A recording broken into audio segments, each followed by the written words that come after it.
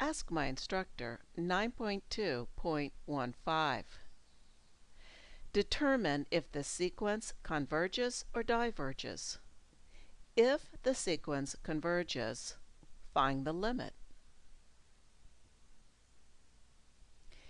If we were to try to find the limit as the sequence is written, we would get 0 to the infinity power, which is an indeterminate form. Indeterminate form is really just a fancy way of saying we don't know what's going on. To get around this issue, we make this definition.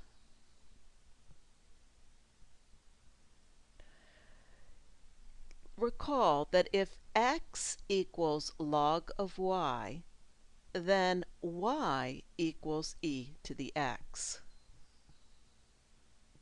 In the same way, if g sub n equals the natural log of a sub n, then a sub n equals e to the g sub n.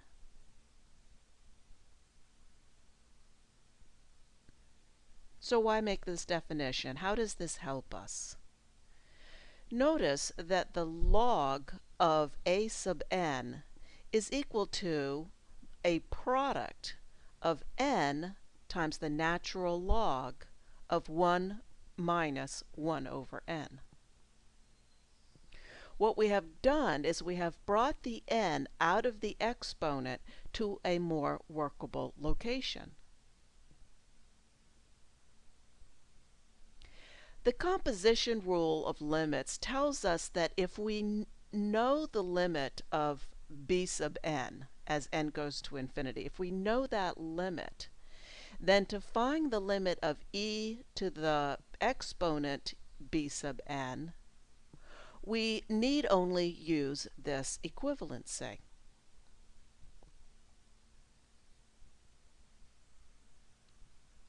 So what we're going to do is we're going to analyze whether this series converges as n goes to infinity.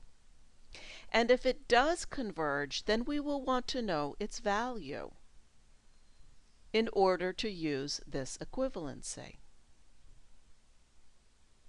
Having made the definition that g sub n equals ln of a sub n, we will find the limit of the sequence a sub n by finding the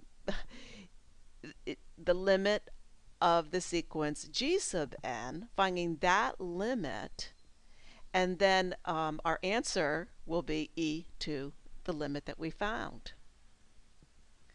So this is what I want you to focus on.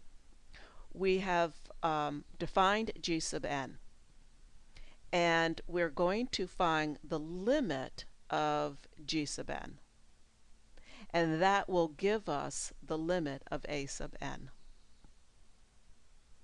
So let's see, hopefully this will work. Let's focus on finding the limit of g sub n.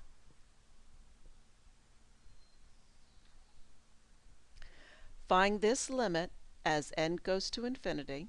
Find the limit of g sub n as n goes to infinity. That is, find the limit of this product. Alright, so we have the limit of a product. Let's look at the pieces of the product. The limit of the natural log is 0, and the limit of n is infinity.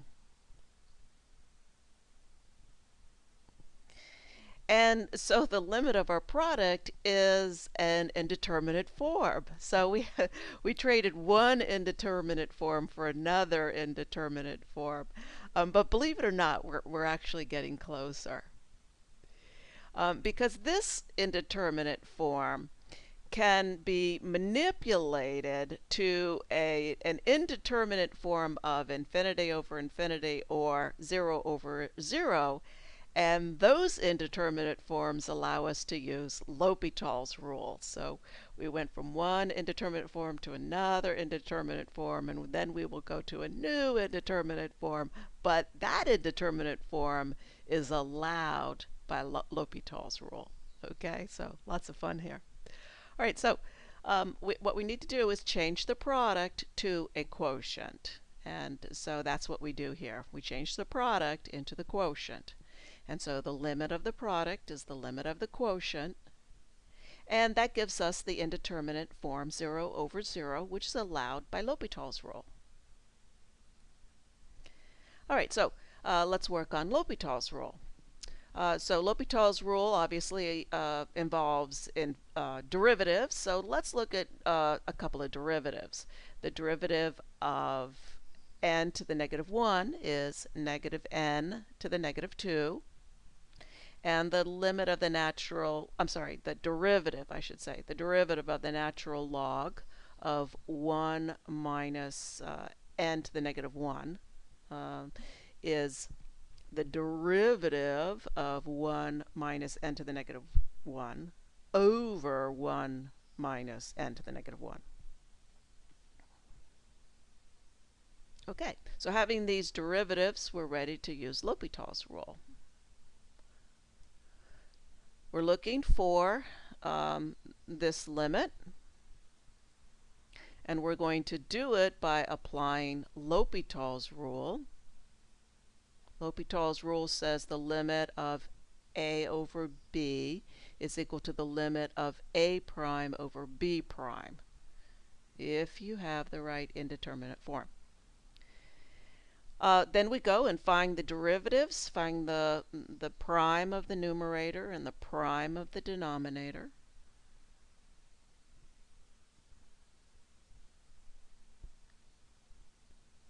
And then we're going to work to simplify the expression. And how we're going to do that is we're going to multiply the top and the bottom by n squared. When we do that, it simplifies very nicely to this limit. Okay, so let's find this limit. To find this limit, I prefer to use the form 1 over n. The limit of 1 over n, as n goes to infinity, is 0. So the limit of this rather complex expression is just negative 1.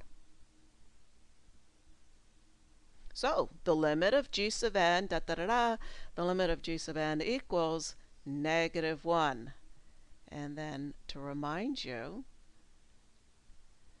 the limit of a sub n is equal to e to the limit of g sub n, and we just found that the limit of g sub n equals negative 1.